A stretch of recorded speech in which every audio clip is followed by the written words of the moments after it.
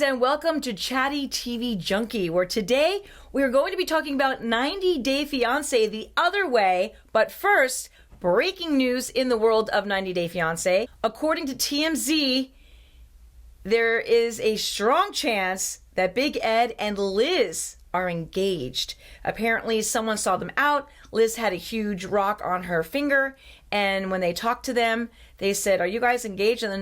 And Big Ed's like, "Yes, this is my beautiful fiance." And so they are allegedly engaged.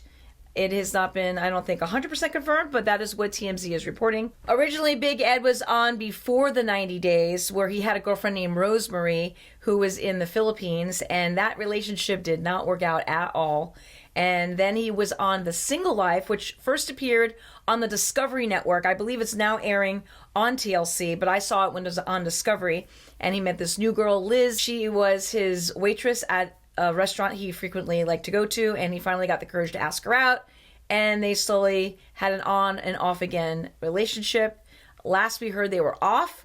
But now, according to this article, they are back on again. And not only on again, allegedly they are engaged. So we'll see what happens with that. All right, let's get to the other couples from Sunday night show of The Other Way. First off is my favorite couple, Jenny and Sumit. They were arguing back and forth earlier about her staying in the country. She has a visa that needs to be renewed. So they went to a lawyer to find out how she could stay in the country. And he said, "Well, you could give up your U.S. citizenship." And she's like, "No, I am not doing that. I've got my kids back there, my grandkids. I get benefits, so no, hard no." And then he goes, "Well, there is a loophole. If you become a Hare Krishna, you might be able to stay in the country." And she's like, "Really?" He's like, "Yeah. If you're not aware of Hare Krishna, it's a religion where they wear the long robes and they pray for Hare Krishna." The Hare Krishna movement is a branch of Hinduism. When I went to college in the 80s, they had Hare Krishnas at the college, and they would invite you to come and have a vegetarian meal at their commune, and they had shaved their heads and they sang their song with their tambourines and stuff. Apparently, hippies back in the day were drawn to the Hare Krishnas, and they would they were drug users or having extramarital relations, and they would go to Hare Krishnas to kind of get themselves right. But nowadays, very few white people are in it, and it's mostly Indian people, and they have a real church they go to, and it's a real religion. According to an article I found in the Washington Post, after waves of migration to the United States from India over the past 2 decades, the vast majority of the Hare Krishna believers in America are no longer white Americans.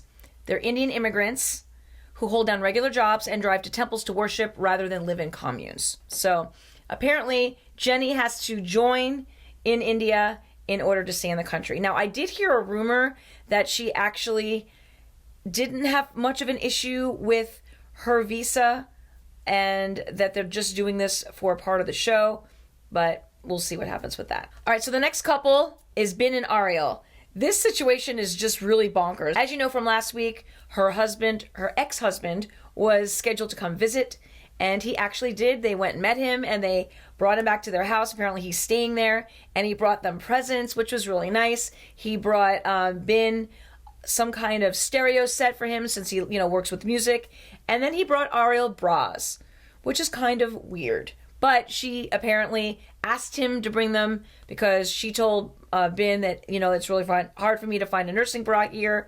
I'm still nursing the baby and nothing is of good quality here. And so that's why I asked him to bring it. So she did explain herself, but, Ben wasn't obviously overly thrilled with the whole thing. So it was just a little strange. We'll see what happens with that relationship. I think that one might be on rocky ground. She seems to have wished that her and her ex-husband would have gotten back together again when she decided to go off and travel the world after 10 years of marriage, and he did not want to go with her because he was studying. And that is when she actually met Ben and ended up getting pregnant. So it was not a planned pregnancy. So this is going to be interesting to see what happens.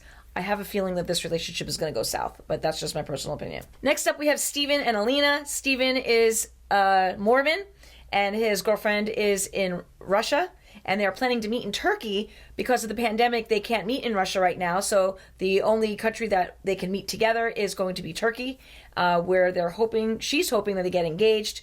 He called her up and told her, "Listen, just so you know, I've booked you an apartment, but I'm going to stay at a hostel, and I'll just see you during the day. And she's like, no, that's not what I'm going all the way over to Turkey for.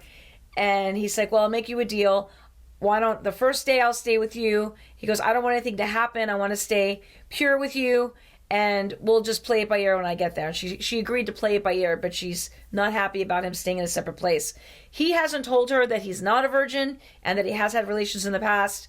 So they're very, very young.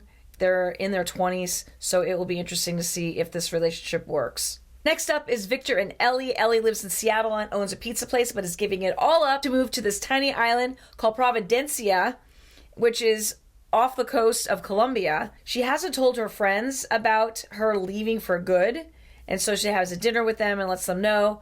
Only her best friend knows right now about his wandering eye. She gets on the phone with him. He assures her that the other woman is nowhere in sight anymore, that she's left the island. So we'll see what happens with that. Also, there's a hurricane that comes, and they haven't showed you the aftermath of the hurricane yet. So it'll be interesting to see if she actually still goes there and whatever becomes of that relationship. I'm not sure if that one's going to work out either. Another one of my favorite couples is back, and it's Armando and Kenny. If you remember, Kenny lived here in Florida in St. Petersburg, my old stomping ground, and he moved to Mexico to be with Armando and his little girl. Armando comes from a family where gay people are not welcome, which is really sad. And so he hid it from his family for a very long time, ended up marrying a woman, had the baby, who is now about 8 or 9 years old. Unfortunately, really sad, his wife did end up passing, and so he became a single dad. And then he decided that he was going to come out, and he met Kenny online, and now they're super in love, engaged, and planning their wedding. But he did come out to his family and introduce them to Kenny.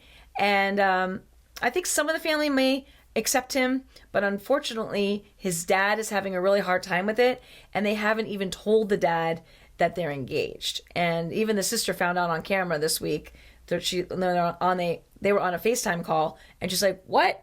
You didn't tell Dad?" And she's like, "No, I didn't tell your father yet." So that's really sad. You know, he's just trying to live his life, but they're such a cute couple. I really like them, and I know that they get married. I mean, if you've looked ahead in some of the articles and stuff, I'm pretty sure they do get married. All right, last but not least, Corey and Evelyn also planning a wedding. They have a wedding planner meet them at a site that they want, where they're going to be building on a piece of property they built it. It's very pretty. It's right there on the water. And the wedding planner is like, no, you shouldn't have it here. You should have it at a big wedding place. And he's like, well, we really wanted it here. And Evelyn has told him that it's tradition in Ecuador that the man pays for the wedding. And he's like, no, I don't think so. I think you should help me pay for the wedding. And he's like, listen, we'll see. We'll see how much it is. And so the wedding planner is giving them all these things and stuff. And he goes, well, give me a range of how much this wedding's going to cost me. And on the lower end, $26,000. And on the high end, $50,000. And he's like, my brother had a wedding back in the States for $5,000. And that's not a third world country. So this couple has been up and down the entire time they've known each other. I don't know that they're going to make it, quite honestly. I kind of hope they do. They're cute together when they're getting along. But, so we'll see. All right, so that's it for this week's 90 Day Fiance. Being the biggest news is that Big Ed and Liz are allegedly engaged. And we'll see what other surprises are in store for next week. Thank you for tuning in. Don't forget to hit that subscribe button below and hit the bell notification so you know when I upload. Give me a big thumbs up, and I'll see you next time. Bye.